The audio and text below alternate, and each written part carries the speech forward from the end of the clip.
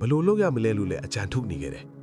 အဲ့ဒီအချိန်သူထိုင်တဲ့နေရာကတစ်ပင်ပေါ်မှာကြီးကန်းနှစ်ကောင်စကားပြောနေတာကိုကြားရလို့နားထောင်ကြည့်မိတယ်မောင်ပေါက်ကျိုင်းကငှက်တို့ပြောတဲ့မာဂရော့စကားကိုနားလည်သူဖြစ်လို့ငှက်တွေပြောစကားကိုနားလည်နေခဲ့တယ်ကြီးကန်းအထီးကကြီးကန်းအမကိုယခုတစ်ပင်အောက်တွင်လာထိုင်နေသူမှဘယင်ဖြစ်ကြောင်းအလွန်တနာစရာကောင်းကြောင်းပြောတယ်ကြီးကန်းအမကဘာတော့တနာစရာကောင်းတယ်လဲမေးတဲ့အခါတိုင်းပြည်ရှိမိဖုရားကမောင်ပေါက်ကျိုင်းအားစကားဝှက်တာကိုမဖြေနိုင်လို့အသက်ခံရတော်မူဖြစ်ကြောင်းပြောတယ်ကြီးကန်းအမကကြီးကန်းဖို့အားစကားထား၍အကြောင်းကိုမေးတဲ့အခါကြီးကန်းဖို့ကမိဖုရားကြီးရဲ့ချစ်သူမှာနဂါးထိပ်ပြီးသူမရဲ့ချစ်သူနဂါးတေသွားတဲ့အခါအတပြားတေတာပေးပြီးအရေးကိုစုပ်တယ်နောက်အရေးခွန်းကိုအတပြားတစ်ချောင်းပေးပြီးအိယာချုပ်တယ်နဂါးရဲ့အယိုးကိုစံထိုးလို့ပန်းစင်ထားတယ်လို့ဆိုတယ်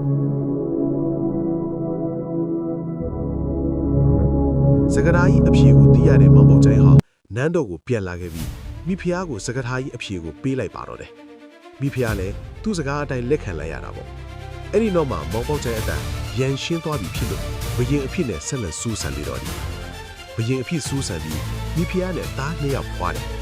သားတွေလားမဲမမြင်ပြီးဖြစ်နေတာကြောင့်သားတွေကိုဖက်ဖြစ်မလားစွန့်ဖြစ်မလားဘာတွေဖက်ဖြစ်မှာလဲသိရဖို့စောင့်ကြည့်ဖို့ like subscribe နဲ့ follow လို့လုပ်ထားနော်